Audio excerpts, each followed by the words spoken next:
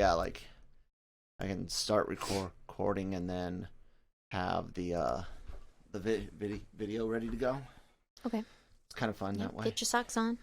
I'm trying my no death socks. Yes. Oh, it's Friday. Hey, yay! It is. I'm excited about it. Should we sing about it? No, we're not singing about it. Why in the world would I sing? I don't know. Sing. I do. Just awful because stutter and stuff. I don't know. It is true. What? Oh. Yeah, because you can't keep up, but it's fine. Yeah, it's all right. Keep making fun of me, woman. We're starting the show. You're done. Welcome everyone to the Daily Cup of Genre, the show where we get to talk about everything in geek and pop culture news, entertainment, Star Wars, Marvel, whatever. Brought to you by the good folks over at Grow Generation, where the pros get to grow. More on them a little bit later in the episode. LRMonline.com, Genreverse.com, social media information down below. Please, if you're watching us on LRM's YouTube channel, hit the red subscribe button. We're really close to 5,000 subs. We need like 115 more. And it would be great if we could hit that before New Year's. So yeah, if you're not subscribed, please hit subscribe, so you don't miss any of the awesome podcasts or celebrity interviews. Why are you staring at me? I don't know. You're talking, and I'm having a weird morning. I don't know. Indeed. Where was I? Oh, and of course the LRM's Genreverse Podcast Network, wherever you get your podcast from, like Spotify, Google, Apple, SoundCloud, all of that. I'm Kyle Malone, apparently the only sane one today, and that's my wife Christine. How you doing, baby? I'm doing great. So I think someone found my stash this morning. No, I told you that's supposed to be for the weekend now. It's Friday, guys. Only got a couple episodes this week. We had a lot of appointments. I mentioned how we've got now Tuesday and Thursday appointments every day for our son, as well as me, and but they're at the same time. So we'll be figuring it out. And trying to get you guys as much content as regular as you can, as close to daily as we can, including maybe having to do some like pre-recorded segments and things like that. Or recording late or something. Yeah, recording late. We'll figure it out. Yes. Lots of things that we either have already watched or need to watch in order to get our job done. We got to watch Hawkeye yesterday. Okay, what'd you think of well, not yesterday, day before. What'd you think of that episode of Hawkeye? It was awesome. Loved it. I didn't care. Well, you didn't care go ahead. No. You tell me. No, I love the episode. I just didn't care for the purple goo and purple smoke. Like that's too on the nose. That's not quite tactical for it all to be that color, bright purple. Yeah, but I did like the other and I don't arrows. like the CGI. But yes, that was cool. Yeah. As soon as you saw Pym, I'm like, oh hell yes. So yeah, it was great. Nick and I did our Marvel Multiverse Mayhem episode review, which you guys can catch on the podcast network or on our YouTube, and it's right there on the website. We also did Spider-Man Homecoming because we're leading up to No Way Home in 2 weeks.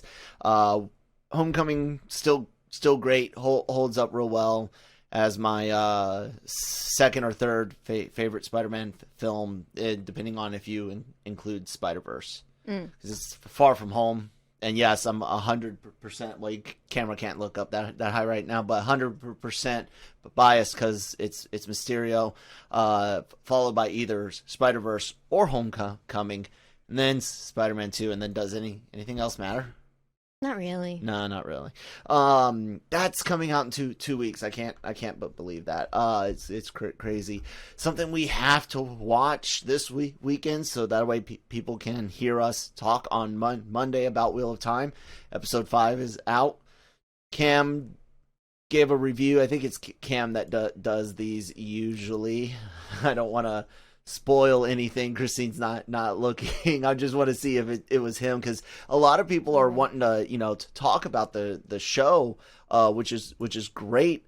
Niggles, yeah, that's Cam. That's a Canadian word for like issues or something like that. Few bits and pieces that he has problems with.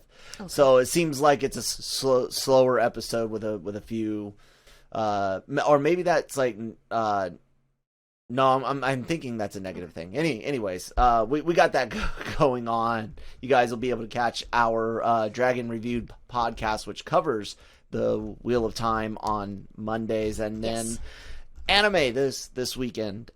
Saturday we'll be recording for Sunday's release. Miyako-chan is releasing on Sundays, but Brian's not always available to record on Sundays. So this week you guys will get Weathering with You, which and I can't wait. He's never seen, which is weird, but he's going to see it. Yes. Makoto Shinkai's done amazing movies. Most people only know of Your Name and Weathering with You, but there's others, including the heart-wrenching 10 centimeters a second or 8 centimeters a second. Anyways, that one. But Weathering is like, it's as good as Your Name in many ways, but it's happier. Yes. It's also my wallpaper on my computer. Yeah.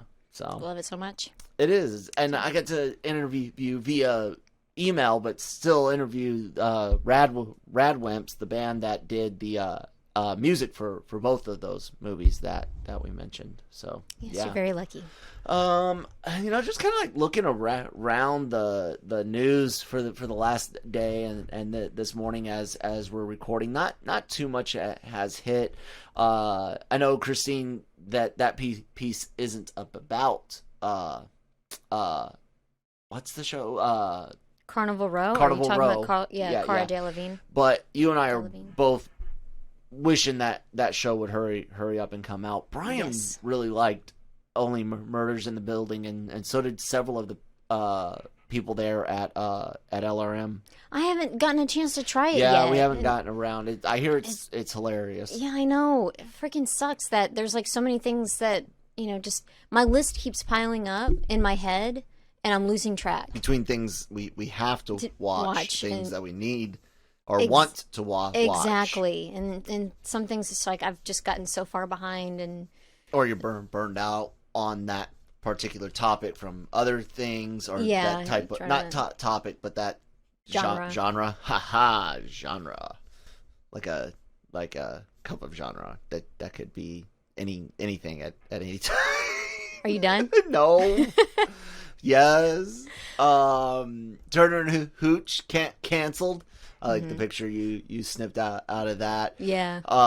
No surprise to me, honestly. I don't know. The trailer was cute, and then like I put on there the IMDb reviews, and people were talking where it was like it's pretty much just for kids. Like they just didn't get a chance to enjoy it, and it's like that sucks. That's what I'm kind of saying, like on the last episode or earlier this week when we were talking about kids and things aimed at kids versus things aimed at adults.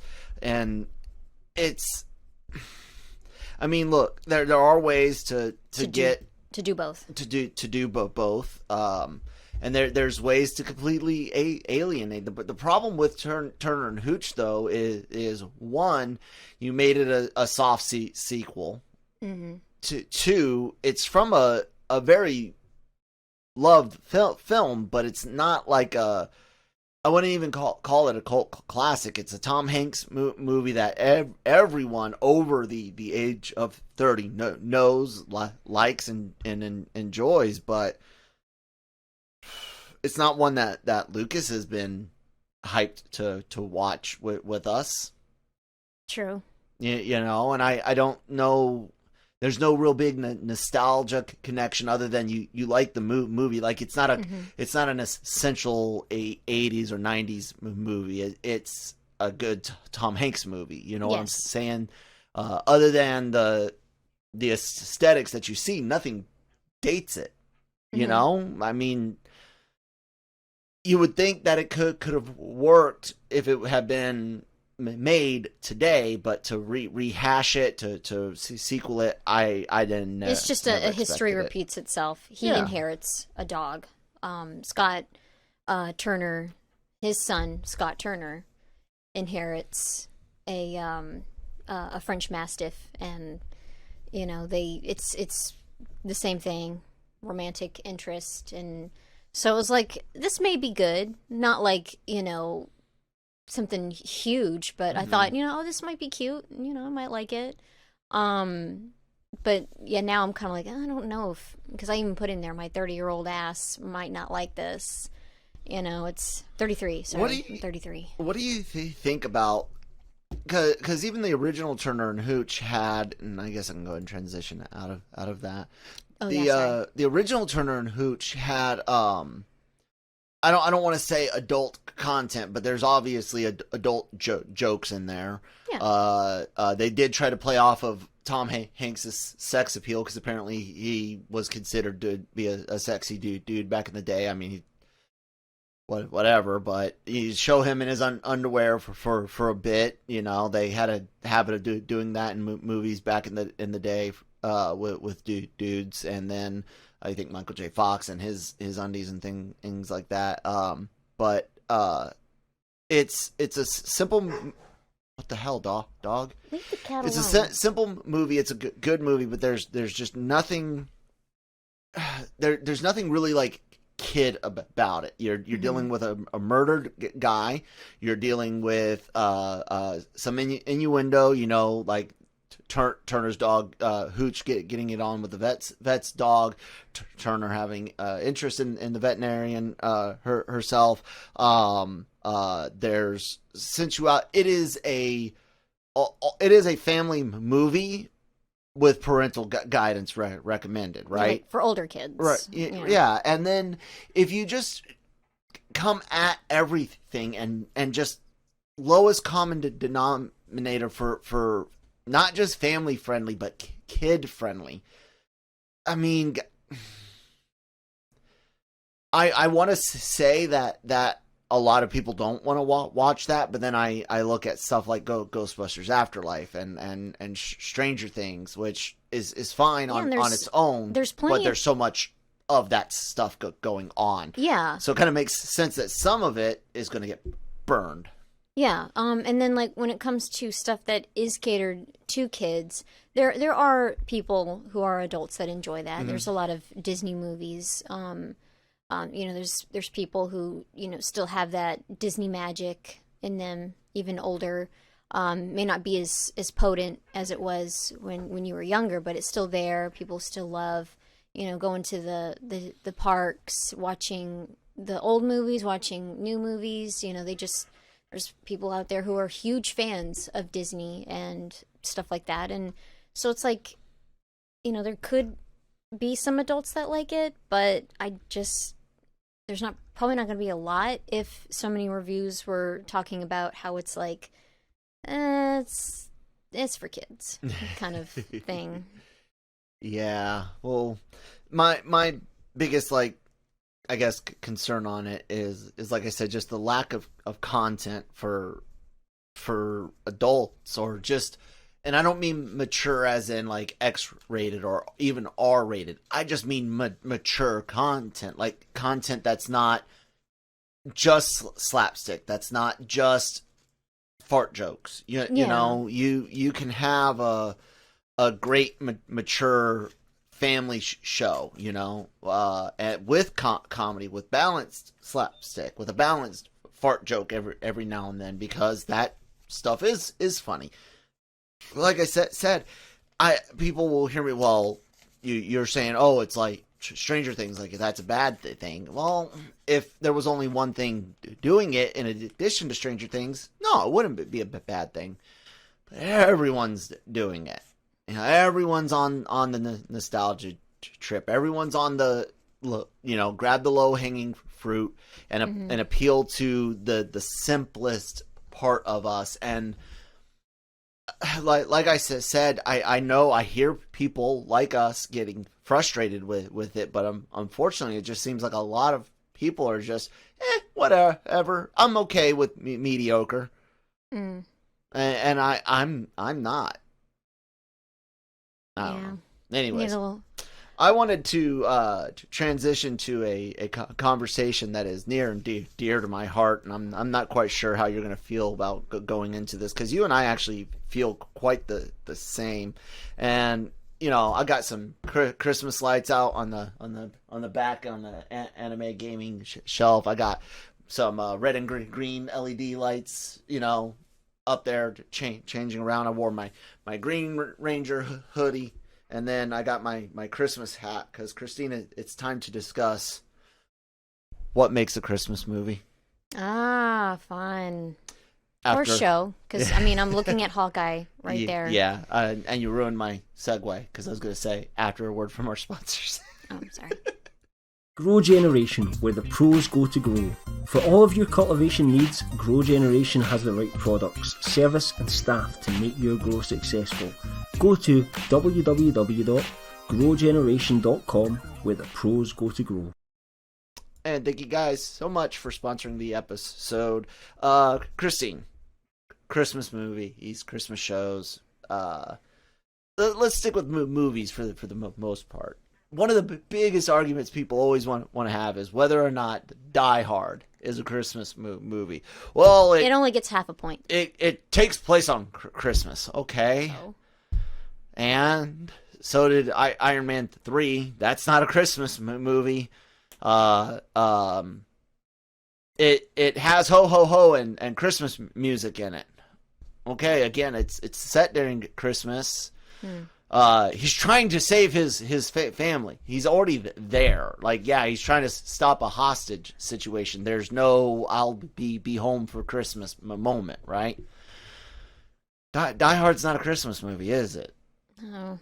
Like, what makes a Christmas movie to you? When you sit down and you're like, okay, it's got to vomit green and red. You know, it's like, you know, it's not just looks. Well, not just that. I'm just saying, like, you know, they're talking about it often. Mm-hmm. The background setting, you know, you've got, you know, festive, like a festive set going on. Talking about Christmas stuff, like, because like what we're watching right now with Hawkeye, I mean, you see it in the background, but he's constantly talking, I'm trying to get home for Christmas, you know, which is a common theme in real life, yes, and in movies, trying to get home for the holidays. Yeah. It's talked about often, not just, oh, it just happens to be there. Now, if it's like a Christmas tradition for you to watch it, yeah, you know, that's fine. That's your Christmas tradition, but I mean, it only gets half a point. It just does. I'm big into where time and setting is important. Like you said, aesthetics. That's one of the main reasons Iron Man 3 doesn't impress me as a Christmas movie. The overwhelming majority of the time, there's nothing. There's a little bit of Starkish decorations at his Malibu home. The big teddy bear, a little bit of snow out in Tennessee, and then that's it. Yeah, that's it. He mentions that it's Christmas, take them to church, and that's it. It's not a Christmas movie. It's not putting you in a Christmas festive spirit. mood. Yeah, and even because Die Hard has a lot more Christmas background than that, admittedly. So it's got more Christmas music, more Christmas decorations, but there's no traditional, and I'll go with secular Christmas themes, not just religious, but there's no home for the holidays, no gift giving, no you could say self-sacrifice, but he's a cop, like that's his job. Like, yeah, so it's not really like the oh, I'm gonna give up, no gift of the magi type thing, give up something for someone else. There's no feeling of family other than he's trying to save his wife, but that's any setting. Like if you take the Die Hard and you put it on Halloween night with just the exact same stuff, the exact same level of Halloween as you get Christmas here, would I consider the Die Hard to be a Halloween movie? No. It would be an action movie. There's that Christmas party just at the beginning. It's Christmas time, but it's not the focus. Right. So, and because of that, that's why it gets half a point. I wouldn't even give half a point to the Iron Man movie. Like, that just, like, to me, it has even less. Yeah. So. Yeah. I made a joke with you. I was like, if I take a shit during Christmas and film it and I publish it as an artistic piece, is that a Christmas movie? If literally it's just me taking a number 2 with a Christmas hat on, is it now a Christmas movie? No.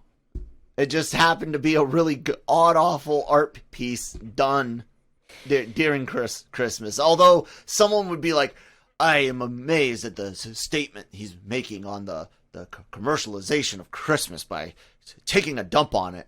Nah, dude, I just wanted to prove that it's not a Christmas movie just because it takes place during it. God, you're so weird. But I mean, like I said, I love Halloween, right? Yes. And Halloween, there are Halloween movies that are based on the holiday. Think Hocus Pocus, Trick or Treat, right? They're trick or treating. There's a Halloween party, right? There's But usually during Halloween, we watch horror movies, which can come out in any time. There's Christmas horror movies. I wouldn't consider it a Halloween movie. You could watch it because it's scary, but it is in and of itself more Christmas. You take Krampus for example. That's more Christmas movie than the Die Hard. Yeah. Yeah, because there's like you were talking about with horror movies, there are Halloween horror movies and there's just horror movies like Trick or Treat, and then Halloween. Yeah. Call it. Yeah. So it's like there's stuff like that. But yeah. So you're right. Well, I mean that's always a given, but you and I are on the same page on this. I don't get how, because it's set there. That was like when Nick Dahl, the co-host over at Marvel Multiverse Mayhem, wanted to say that Spider-Man is a Thanksgiving movie. Because the big, ding dong moment for Norman happens at Thanksgiving dinner, and there's the Thanksgiving Day parade. I'm like, dude, big whoop. Like, what else is Thanksgiving about that movie? It just takes place during it, Before, during, and after. And during is just that small part, kind of thing. Okay, I see what you're doing. I'm looking something up. I wanted to just bring up some Christmas horror movies, because that's one of the we love horror movies and we love Christmas movies, like real Christmas movies, like the Santa Claus, even Nightmare Before Christmas is better. Yeah, I'm gonna transition it over. Okay. So there you go. Looking here at IMDb, they got this list: 28 Christmas horror movies ranked best to worst. I don't see an author on it, but you guys can see the link here. Let me zoom out a bit. Jack Frost. Yeah, I can kind of get it. Not really as much. No, I didn't want to do that. Yeah, we'll go away. ATM, don't know that. Black Christmas, of course, very very much.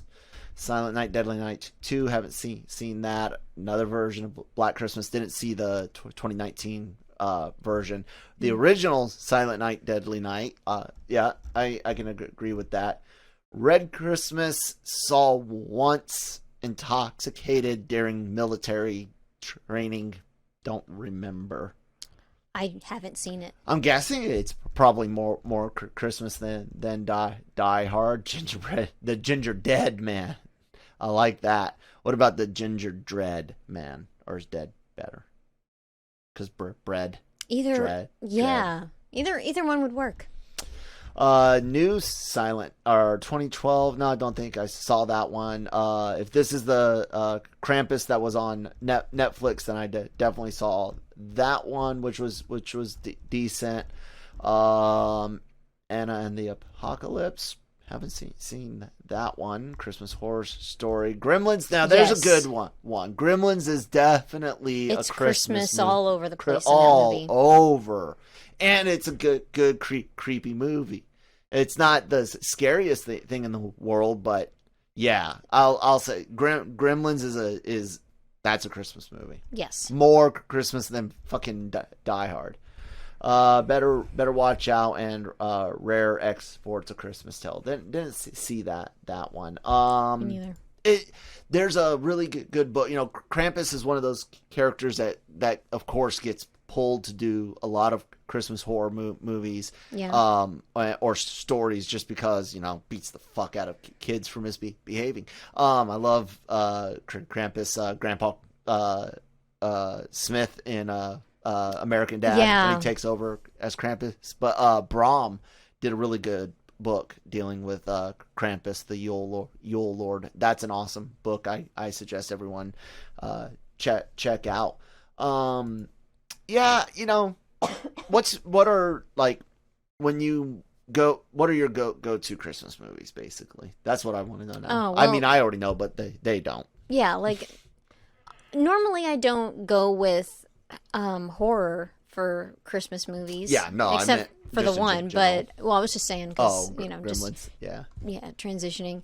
But yeah, like A Muppet Christmas Carol is one. What else do we watch? Scrooged, the Santa Claus, Nightmare. Yeah, Nightmare Before Christmas. Obviously, we get to watch that twice a year. Home Alone. One yes, and two. Definitely. No other Home Alones, and that's another reboot remake that they completely it's not doing well. Just re-kitified above and beyond. Like, yeah, wasn't needed. Shouldn't have been done. And the guy, like the kid, just seemed like a jerk. I mean, yeah, you shouldn't break into someone's home, but like, because they were talking about trying to get something back that was theirs, and it's like, call the police, and then this kid, it's like, so yeah, it's like, I haven't seen it yet, but it's like kind of, I'm wondering, it's like, who stole whatever item, and why is this kid being an ass?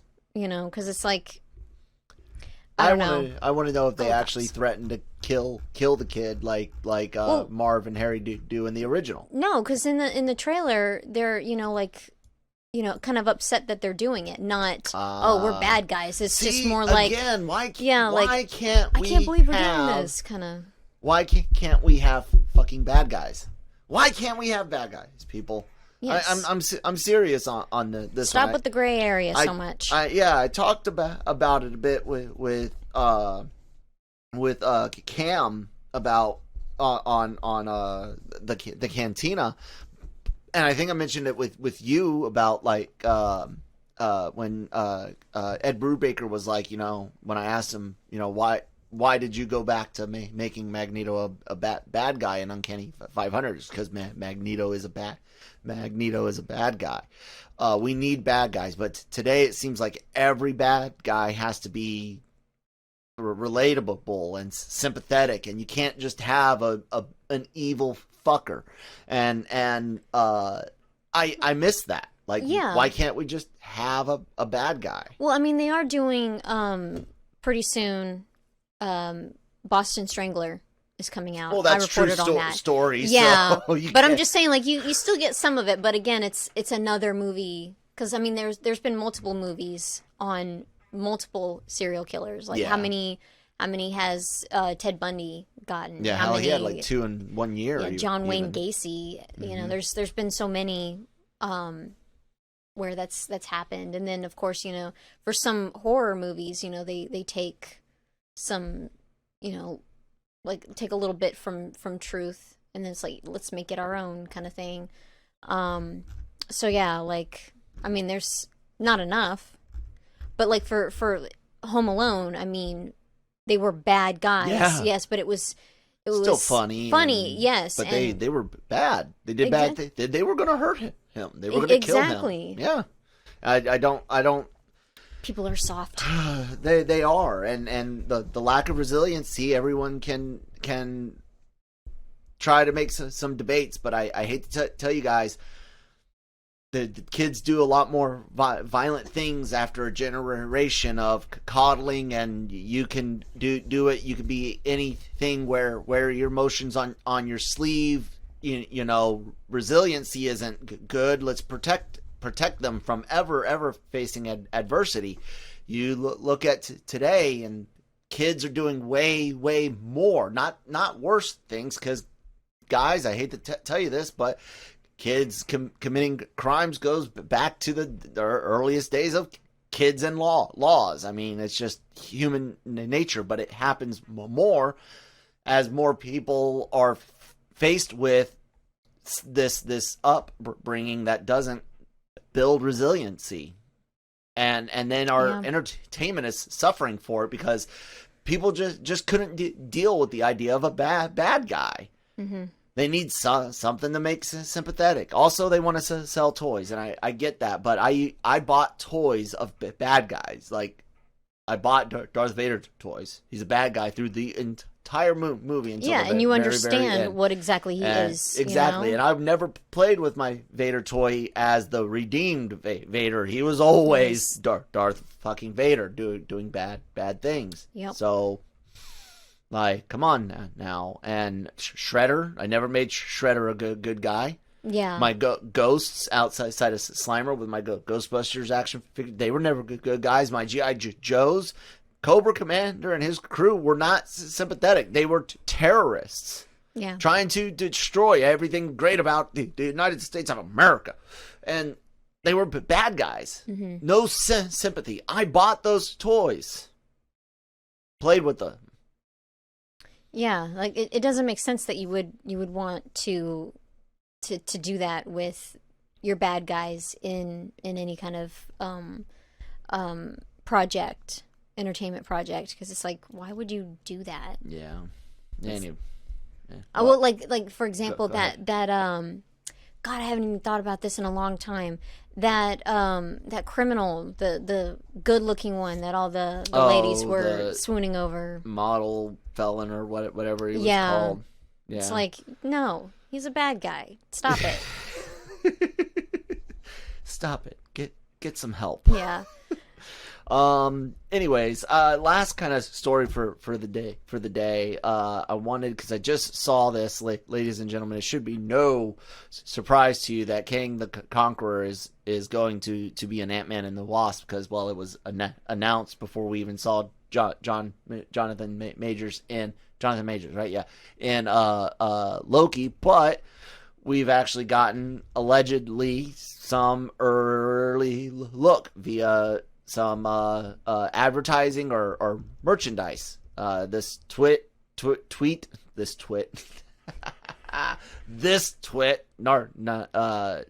Nako, I can't do the damn. You can read. Thank you. Yeah. Anyways, Kang's reflection in a broken Ant-Man mask. Like, that's kind of cool looking. Like, oh, yes. Wow, that's the stunt team shirt. I like that. And if you look closely, if I can zoom in on it, let's see. Now, you punk, you won't let me do what I want to do. Anyways, you look close enough, and you can see that it's got the like classic helmet look on it. And I can't say for certain, but that doesn't look like, Black African American skin. It looks like there might be a good blue tinge there. What do you think? Probably. I was always been curious because they've had so many blue people. Like, do we really need Kang to be blue? I know some comic purists will be very, very happy if he is, whether it's at so dark a you can't short really tell, period. But I don't know. I'm getting up. There you go. I don't know. It looks like it might be like a steely gray. But it looks like really dark. Yeah, I'll be interested because, like I said, they've got so many blue people right now. Do we really need another one? Not that I think the average person will get confused or anything like that. But there's other colors of the rainbow. There was a thing about why blue was used so much, and I'm sure it has something to do with costs and ink and something about way human eyes are. Certain colors you don't want a whole bunch of on screen. Red and yellow is hard to do. And yeah, you got Iron Man and stuff like that, but those use metallic gold and different shades. Yeah, yada yada. But I had wondered if they would use, like, when his helmet was on, like a blue tinted visor, and then whenever it's up, he wouldn't have any makeup or anything like that. Yeah, I do wish though it's hard to change, because if it's blue in the comics, Kang or anyone, you might be like, man, it'd be great if we could change this to a red or orange or something, just to add some diversity of color from Yondu and Nebula and potentially Kang and we've had green and we've had pink. Oh yeah, the servant girl and Barit from Guardians, yeah, and they had a few with yellow skin, the robots at the brothel place, yeah, in Guardians 2. Not that they have it. I'm saying is like when you have so many like blue characters in the source that are leads, right? Yeah, you're looking at like Beast and Mystique, and so blue is used a lot. Exactly. And then think about blue in costumes. Captain America, the Fantastic Four, the X-Men. So yeah, that was just one of my things. Like, this is a chance to do something unique, something different. And we already knew they were willing to use at least one Kang variant, the He Who Remains, with no blue makeup, although they used blue filter lights and stuff. So that's what I'm wondering still, because it's hard to see in the image, but could it be just like a blue filtered visor? So we'll see. I like the fact he's got the helmet on and it looks like some glowy eyes. Yes. That's cool. Any other comments on this picture that I just brought back up one more time so people could see the glowy eyes I was talking about? No. Did you? I mean, I'm a huge fan of both Ant-Man and the Wasp films. What about, or both Ant-Man and then Ant-Man and the Wasp? Like, I thought feel that they were underrated. Hilarious. Yeah, they're hilarious. They're great. See, I zoomed in more this time. It would let me. See, now it's like, just so like steel, like. I don't know, because that's also just like the reflection of the damn helmet itself. But that's the classic looking helmet. I don't think it's gonna be a visor. I don't know. We'll see. We're trying to break down shit we don't need to break down that freaking deep. But I tell you what we do need to do is go ahead and wrap up this episode, so you guys can please do check out lrmonline.com, and then genreverse.com goes right here as well. But we are working on our new stuff for that. You can click on the shows over here. Bring those up. Our podcast network, Genreverse Podcast Network, wherever you get those from, Google, Spotify, Apple. All of our shows go up here, guys, and then all of that and more go onto LRM's YouTube channel. Celebrity interviews. We had Lily Rose Depp the other day. Yeah, right there. We've had a lot of big names throughout the year. Daniel Day Kim was there. Dolph Lundgren was there. I mean, in person, Zoom, red carpet, even gig was at an event just a couple weeks ago for that, and even some in person on set stuff.